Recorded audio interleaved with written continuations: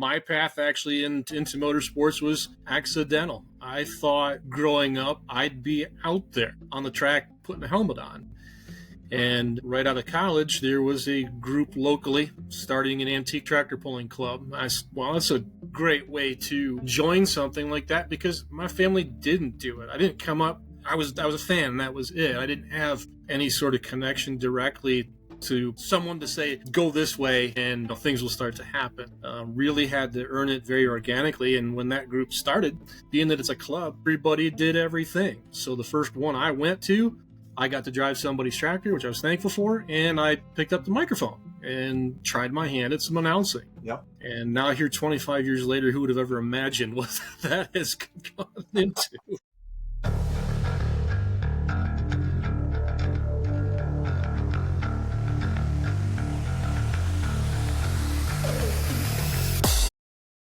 Hello, everyone, and welcome back to the Eddie Austin podcast.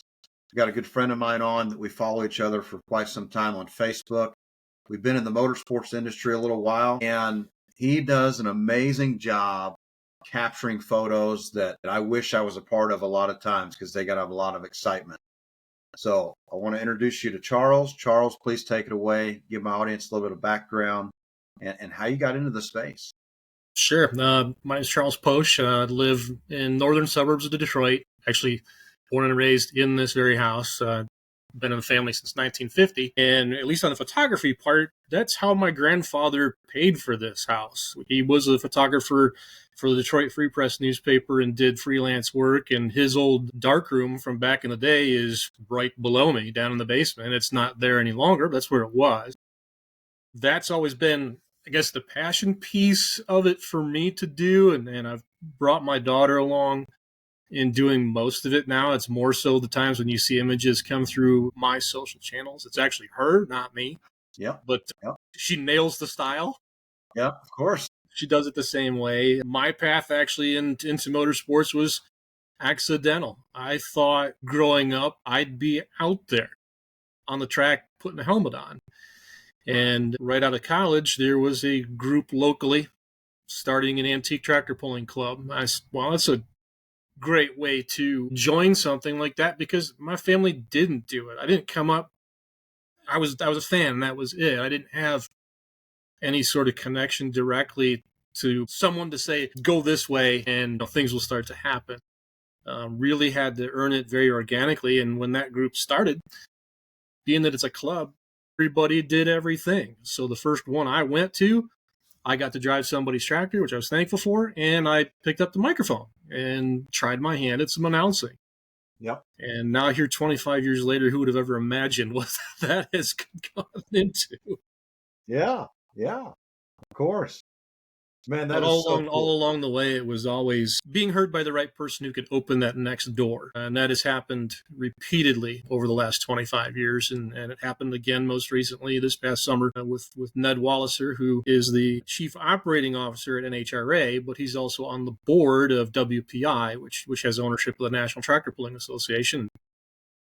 He liked what he heard and said, well, are you interested in doing some more? And I was like, more events? Yeah, of course.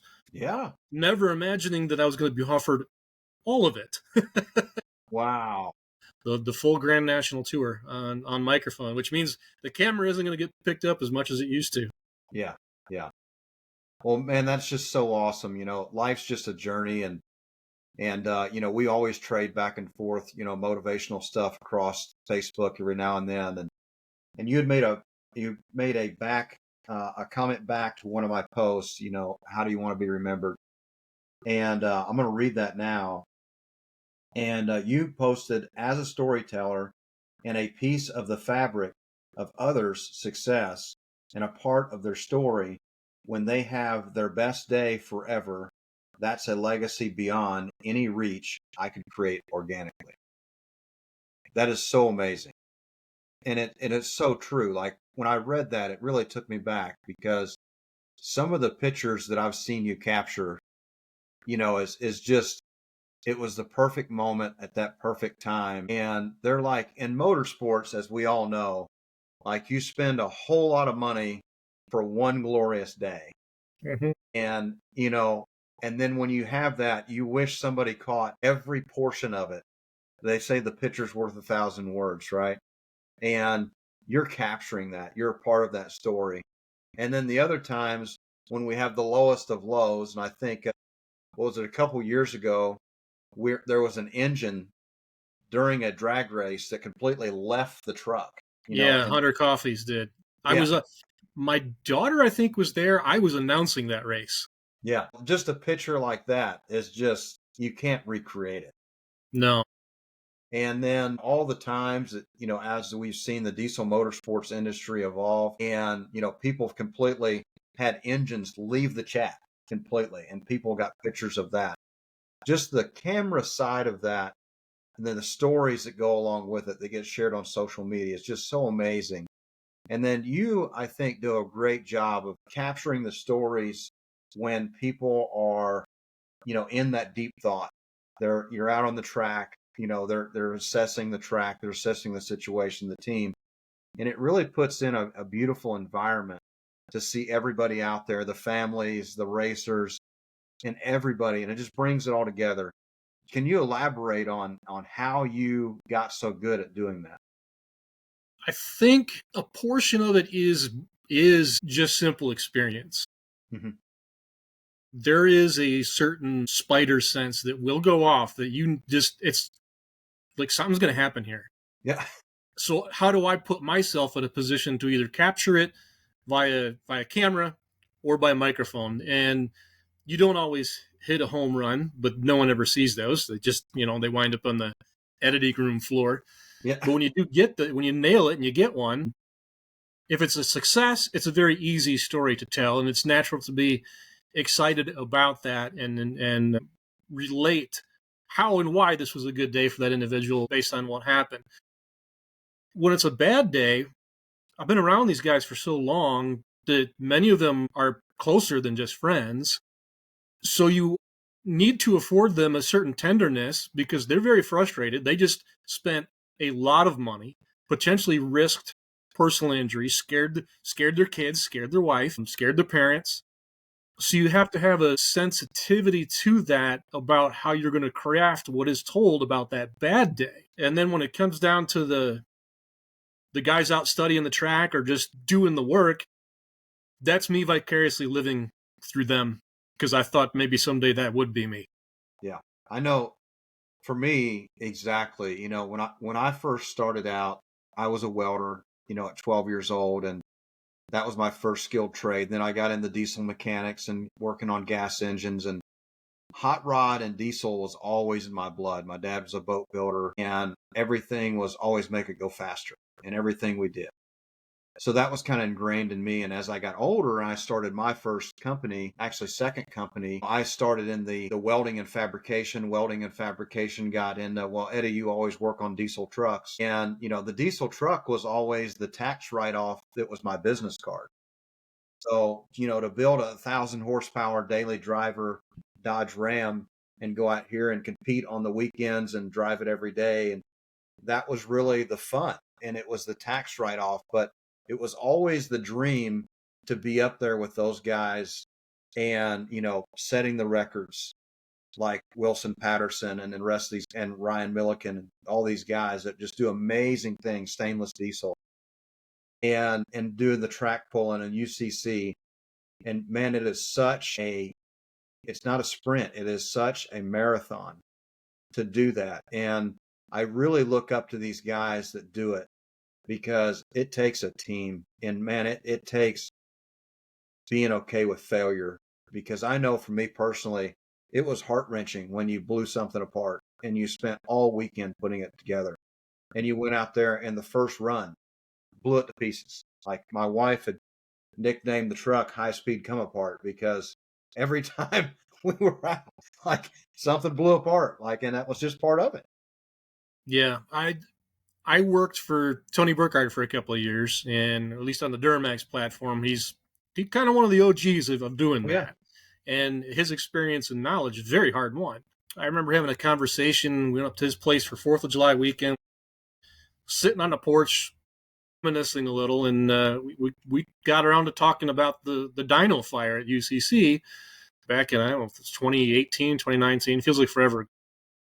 I was standing next to him when that thing burned down, and it was scary. And to see them stay up all night, I think I hung in there till about 4 a.m. and I'm like, guys, I got to get a little sleep. I need to be on tomorrow. To see them come back out and wind up finishing second in the sled pull, he remarked this, it took everything that we had in terms of our knowledge and our ability and dedication to never quit to pull that off. Financially, that was an absolute disaster of a weekend in the abstract of itself. But what I somewhat sarcastically referred to as seeing the resurrection of the fried marshmallow was the best marketing you could not buy that. No. Ever. And he agreed. He's like, yeah, insiders knew who Dirty Hooker Diesel was. Now everybody knows. Of course, because I think it shows resilience and it shows your passion for the sport. There's just no quit. And to come out here and do that and then go back to it, there was probably plenty of customers that wasn't sure of who they were going to have build their next Duramax or buy their next parts from. And after you've seen something like that, you're like, those are my people. Like, that is my people. To see what they've done and to come back, most people would just put it in the trailer and just quit. And that would have been the end of it. Most would. He had the old engine sitting there the whole week in the pits, and it was for sale. And I remember he jokingly said to, I think it was a 1320 video guys in one of their video interviews about what happened. He's like, well, I sold it to myself. I needed it. Yeah, man, and then you look at guys like Stainless Diesel, with their Corvette and going out there and just, man, they just keep coming back. And they're just amazing people. All these guys are just, they put their heart and soul in. Johnny's another one who's been around. He's been in the drag racing game for a long time.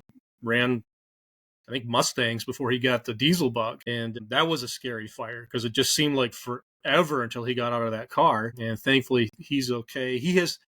I know he's up to something, but he's not really told anybody what the next thing is going to be. Sure. Certainly, I have no insight, and I know better than to ask. But yeah, of course. He'll be back in the seat of something sooner or later. Yeah, absolutely, man. So throughout your journey, what was the thing that really kept you going throughout all of the times? Was it the excitement of just what's coming next is unknown? Or elaborate on some of that. Yeah, that's a big piece of it. I started as a kid as much as you could be a super fan of something that was so, abstract in the 80s. Like, there was no Facebook. You couldn't get online and meet these guys and know their stories if you didn't have a way in. Just let that sort of marinate and evolve and pick up whatever I could, but never envisioned any of this as a full-time career. And it's not. As much as I'd love to say holding a camera or a microphone does pay full-time money. Sure. It doesn't, and not even at the TV level. Most of those guys still have a side hustle, and if you're on the motorsports side anyway. Stick and ball, different game. But yeah, it was just, I loved what they were doing, and if being an announcer was my entree into doing that, it took maybe 5 or 6 years to really start wanting to do that more. Mm-hmm. And by 10 years in, I'd kind of put the idea of competing myself on a back burner. By then I had 3 kids. I'd been divorced once, and just, I had to adult. I needed a steady job that would pay what I needed, have the benefits I needed. And if there was PTO time left over to go to the track, well, good for me. And to this day, I don't take vacations. My PTO time every summer, if I'm not at work, I'm at a track somewhere. I fry it all to go race, go sled pulling, and just be around it. That's because it's, like Don Prudhomme used to say, it's just something I need real bad. Man, I love that guy. So I was born and raised in West Palm Beach, Florida, and we used to go to Moroso. And back in the day, those were the guys that I grew up watching, was the Don Prudhomme and Don Garlitz and all those guys. And you'd always see the funny car before it closed. You'd see the masks. Yep. And it was just the coolest thing ever to see those guys just put it all on the line every time they went up there. You're a real estate guy. That facility is for sale again. I know. See, the problem is is the emotional attachment gets in Yeah. the way of the return structure. Well, there's certainly truth in that, and the long held, very used out cliche that the quickest way to become a millionaire in racing is to start with a billion, and that's always true. It is, that was a thing for me is we would literally grind for a month or two straight or all winter long, building on the truck, buying piece by piece to put it together. And then, you go out and it's a roll of the dice on, It is. how it's going to do. And you've got a pretty good assumption, but man, it sure goes fast when the parts start breaking. And then depending on what you break and how many spare parts you got, it's something. And it was always the dream to get to that point. And I always still to this day, I'm like, I don't know how they do it. I just don't know how they do it. And they've got to have some passionate thing that just pays them extremely well to do it at the level they do it at. Yeah, that or some of these guys they're industry insiders in a certain sense. They're a manufacturer or an Yes. engine builder or a trans builder or what have you, where to do something like this, well, you work on the customer stuff till 6 o'clock at night, but then you leave the lights on and you literally just walk to the other side of the shop and work on the race vehicle, and you've got that availability to do that. I don't. Right. I didn't Yeah, either. there's a 2-car garage back here. I probably could in terms of space if I wanted to do the Turbo Tom thing, but I also, I got to know him and I know what it cost him to do a lot of that. And I mean, I do okay. I got a decent job, but I want to retire someday too. Yeah. Yeah, that's the thing, man. Leaving it all on the line sometimes, you're probably giving up on a lot. And it sounds like you built a life that you don't need a vacation from because you just enjoy so much of what you're doing. So that is your personal time off is in the journey, Yeah, in the doing. I think that's true. And I'd say now, I'm I'll charitably say in my mid 40s, Hmm. but I'm probably not too many years distant from grandkids.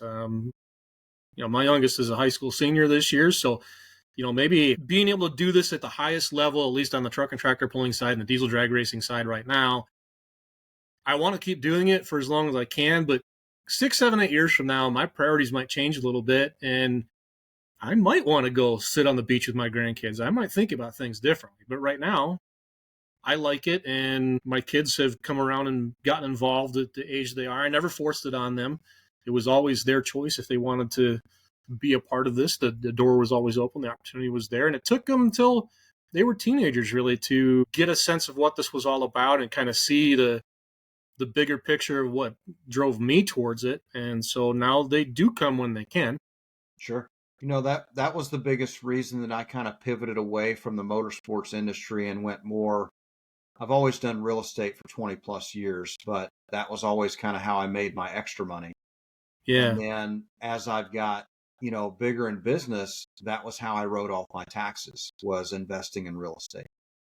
And then once I started thinking about retirement and everything else, I always thought that I'd be the number one fastest guy in a diesel truck or a diesel car, and that was going to pay all the bills. And it's definitely enough fun to do that, but it doesn't, I never found a way to pay all the bills and have financial security with retirement. So for me, it was kind of sad to leave the motorsports industry to focus on other things. And I always say, I'll be back, because once things work well enough in other areas, I want to go back and have the time to do that.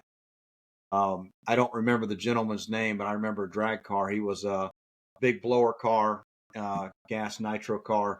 And on the back of it, it had rents due. Yeah. And apartment building owner, and that was his tax write-off was, the money he made. I think I'm reminded of something that my father used to say to me and my brother when we were growing up. And maybe the reason I don't compete and perhaps never will is he used to always say, whatever it is, pick something in your life that you really want and then always deny yourself that thing. Because then the next morning you got a reason to get up and try to go get it again. So maybe I've kind of held that carrot out there in front of myself a little bit. And, do I envision a day in the future where I could go maybe antique pulling where, reliability is at least, I might be able to get a couple hundred laps on it before I got to tear it all apart again, but maybe I could do that someday in the future. But right now I'm content riding the wave that I've been on. I don't want to change. Yeah, absolutely. So from there, if somebody was to get into this space, what would be the knowledge or what would be the things you would give them advice on to say, this is going to be a wild ride, but this is kind of how you want to think about this and get into this? What would you tell a younger person or maybe even your younger self? Study hard. That's going to be the first thing. Mhm. The events might be only Fridays and Saturdays, but at least 5, maybe more days a week, even if it's only for an hour, you are somehow engaging with what's going on. Read something.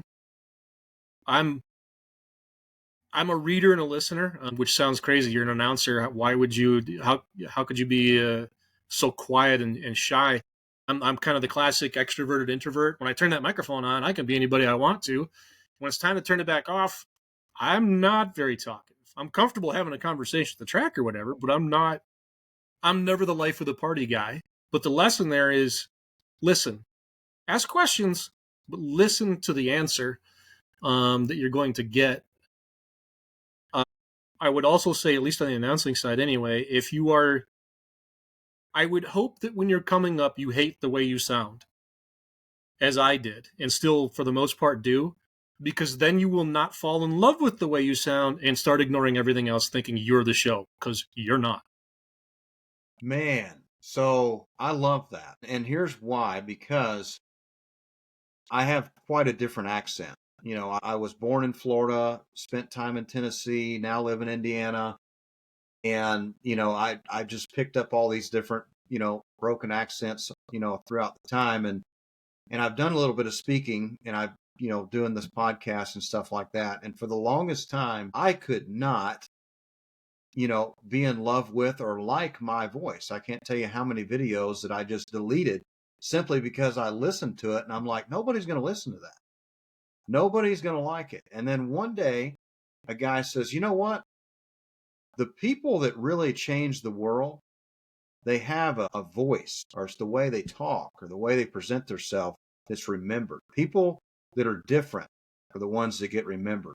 So I would ask you to stretch that out there a little bit and remember that just because you don't like the way you sound, others might absolutely love it. And that got me to start. So what you just said really fits in that perfectly because I also, have battled throughout my upbringing of pride and ego. And I've definitely been there in the stands when you can hear the announcer that just loves listening to his own voice. Yeah, it happens. There's egos in doing this job. There is. I'm definitely not going to name any names, but there are. Yeah.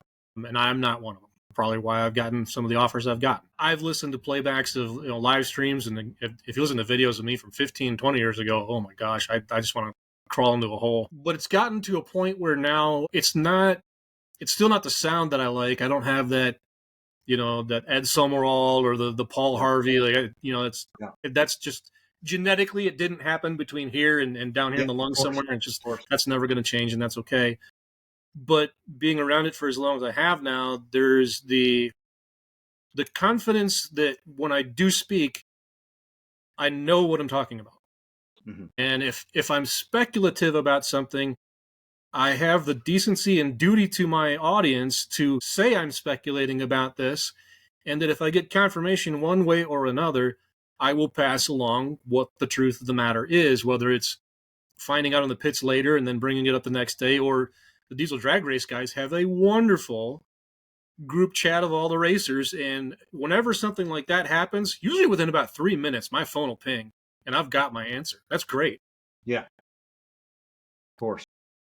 Man, that's awesome. And it's such wise advice, to share. And you always probably wonder how your dad got that to pass that down to you as well. Yeah. So what is really on the excitement board for you this year? I know you shared a little bit about what you're doing next. You probably can't share a whole lot, but what is the exciting things that really keep you up at night or that keep you excited about the next event? Yeah, there's truth in that. I can't can't say everything that's going to be coming because there's a big component of it that isn't out there yet. At least on as far as with the tractor pulling side and doing the national tour, tractor pulling was my thing before drag racing was. Okay. Nowadays, I can say I love both on an equal footing.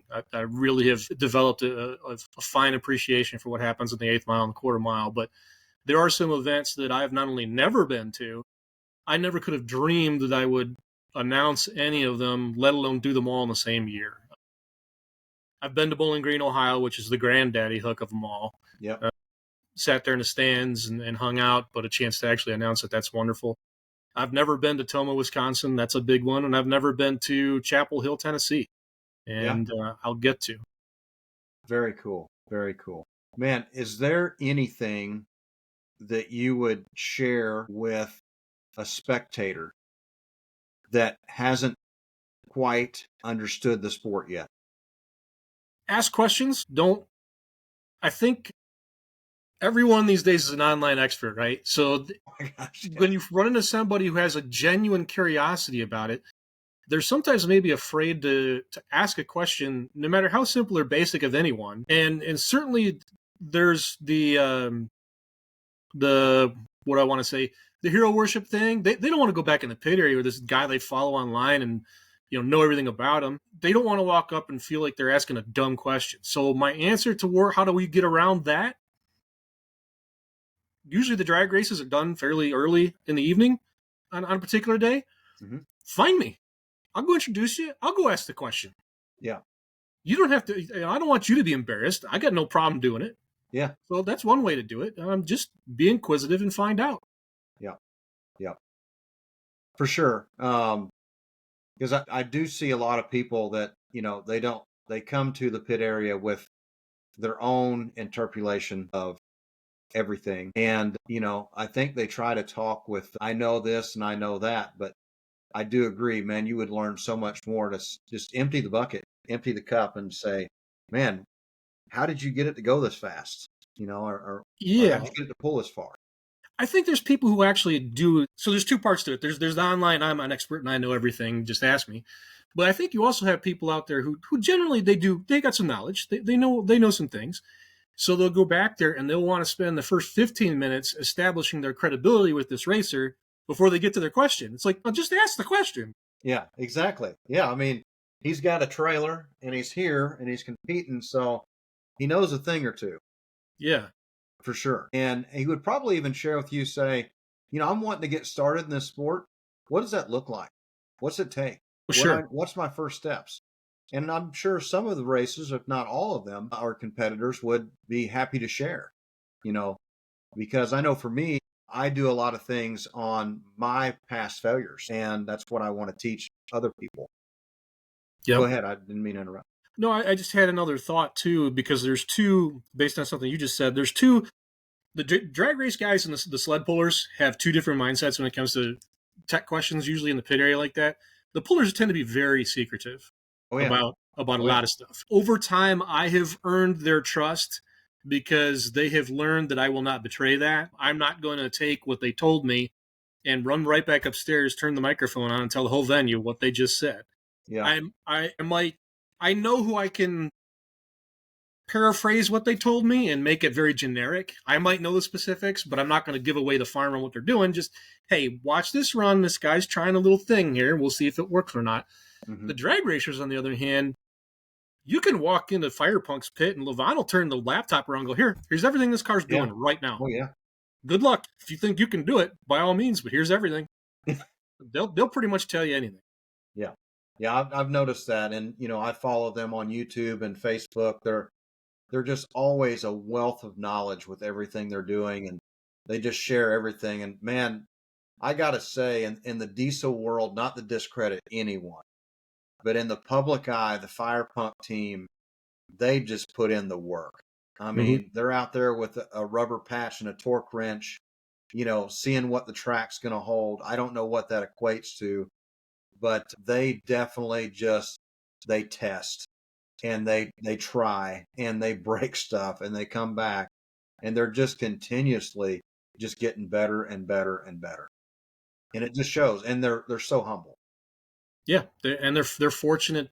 they're fortunate that they're literally a band of brothers Yes. that all have a common goal, and you go by their pit area, and even when things aren't going right, there aren't raised voices, tools aren't flying all over the place like brothers can sometimes do. They're just methodically going about the work, and everybody's got their job and they're sorting it out.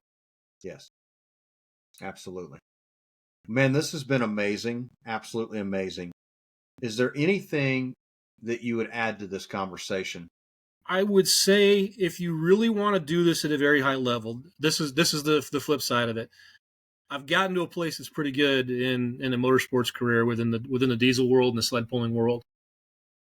I made some sacrifices and decisions early on when it came to family. I'm not saying that motorsports is the only reason I'm divorced, but it's one of them. I missed out on stuff with my kids.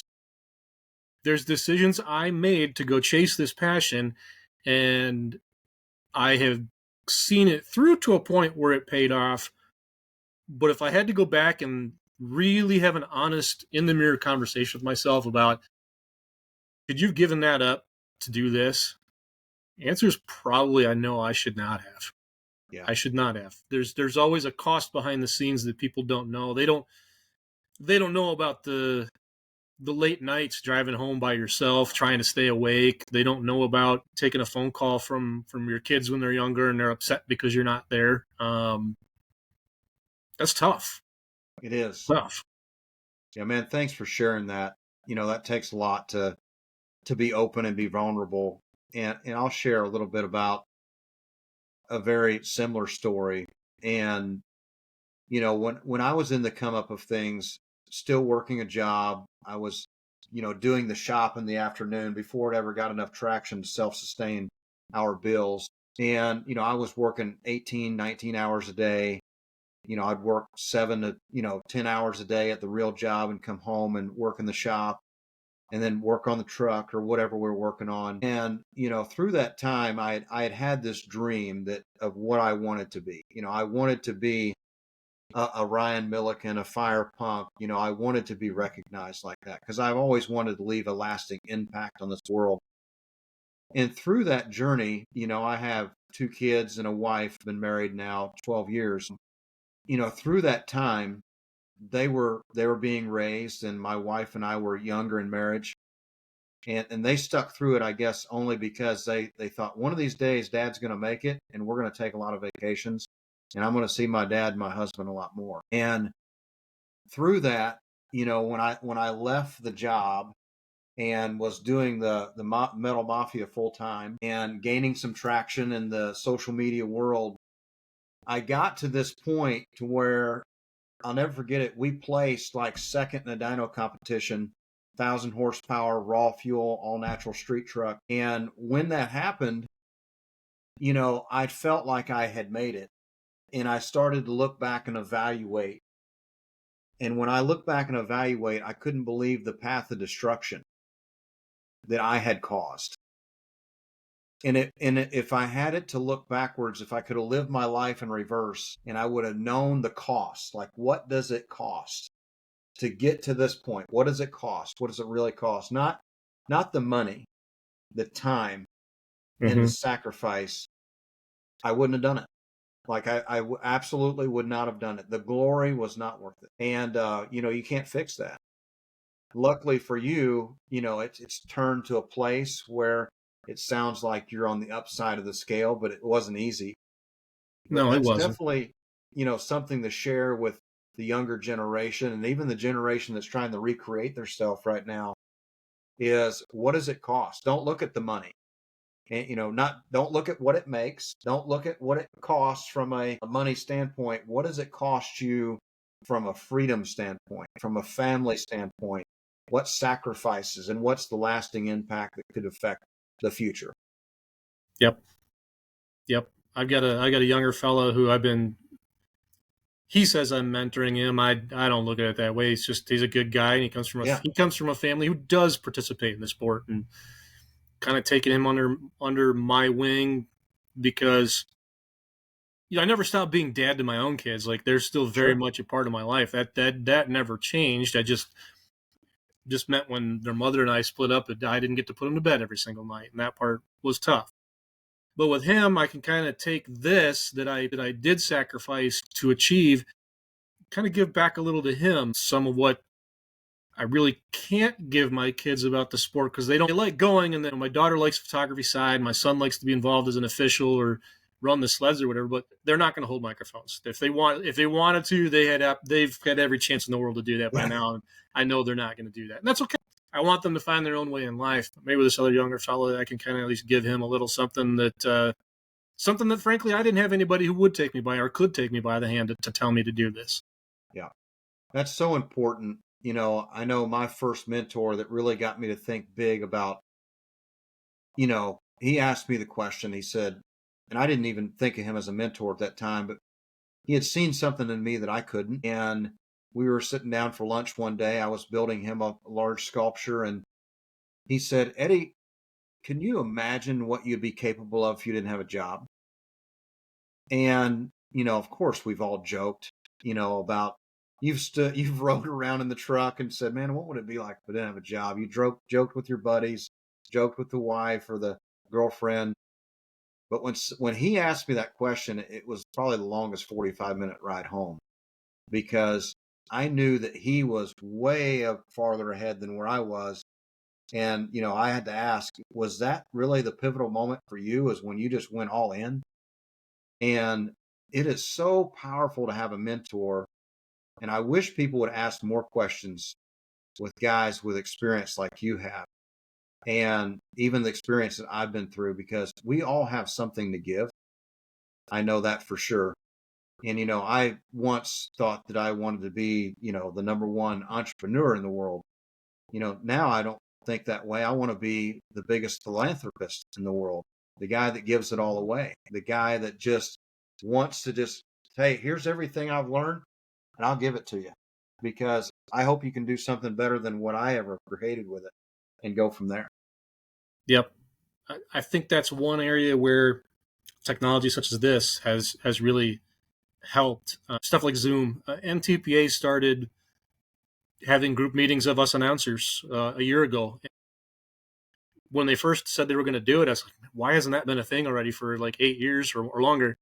It was a good move to see. A little over a year ago, Brian Loans, who does the NHRA Fox TV deal, he started a group doing the same thing for other announcers. And to see him give an afternoon up every couple of months for us to get together and just celebrate successes, learn lessons, what have you, that would have been tough to do even 6-7 years ago. Of course. Technology wasn't there for this. It would have been a group phone call, and if anybody was in the working world remembers what those were like. Oh,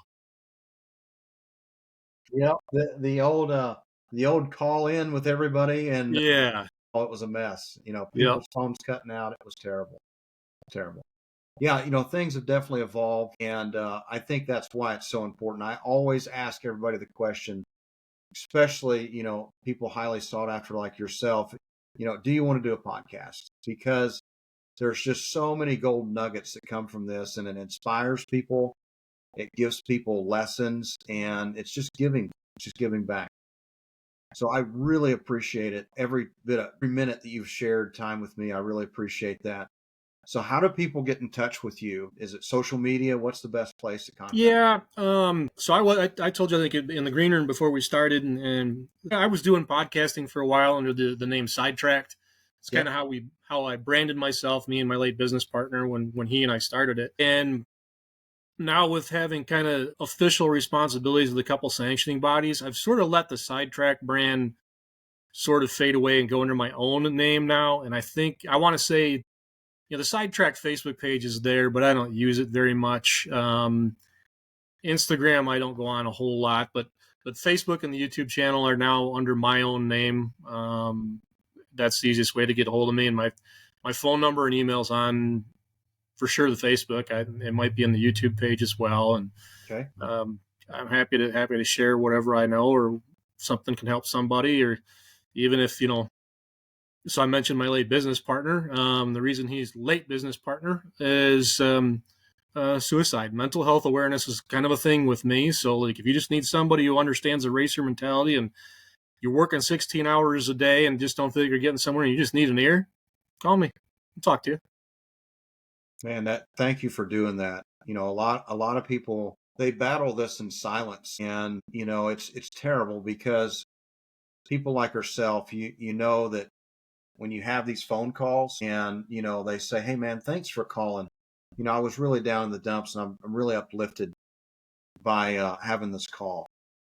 And that's one of the reasons that I try my highest possibility that I can is I post on Facebook, almost daily motivational stuff, because I've Mm-hmm. had people reach out to me and said, and it's really hard because people won't do it right away.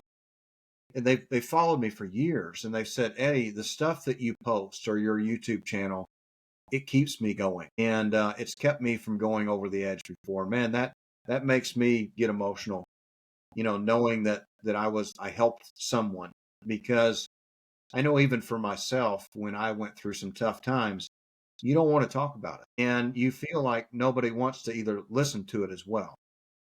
But we do. People like us, we absolutely do. Because if we knew that we kept someone from going to that place, it would mean the world to us.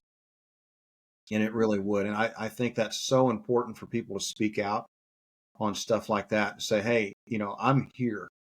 I've also said, "Hey, if you ever want me to leave you a voicemail, that I believe in you and that I know that you're going to make it. I know you're going through some stuff, but I know you're going to make it.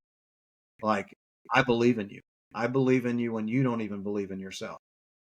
And that's kind of the brand behind the BEX. The BEX stands for Be Extraordinary, because I had let go of a lot of my pride and egotistic self.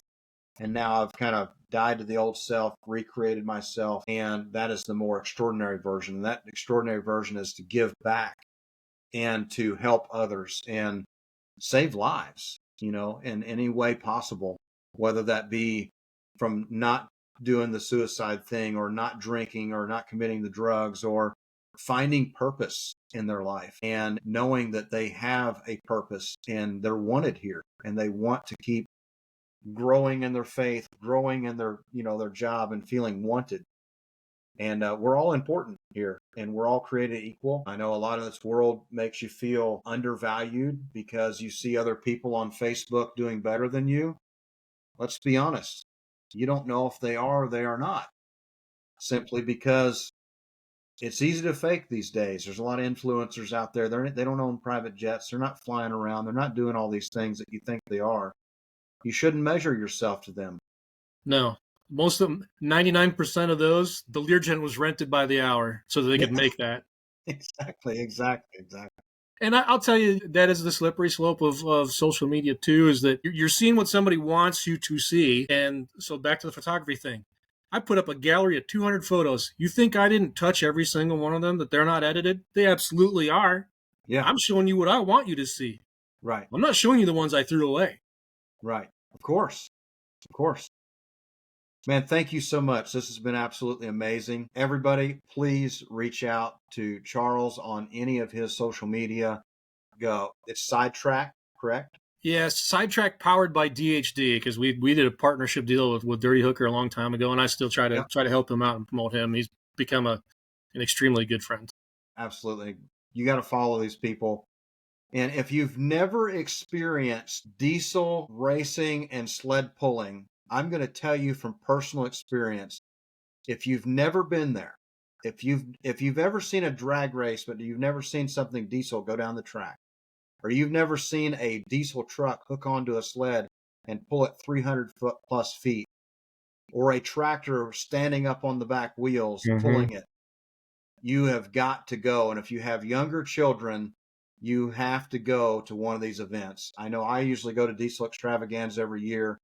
Charles, please add any ones that you would recommend people to go to. I will be at SDX again, and actually, that's a great example. It's at Wagner Motorsports Park in Lyons, Indiana, and the drag strip and the two sled pulling tracks are about a 3-minute walk from each other. So if you're tired of one and you want to go watch something else, you can. They'll both be going on all day long. And then he's got the burnout pit that's there. And I know he talked about maybe trying to bring in a concert again. And you can camp on site. You don't even have to leave. That's a great one to go to.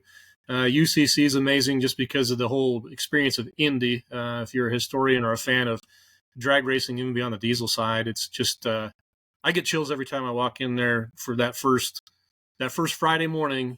Every year when I go back, it's just like, man, if this place could talk.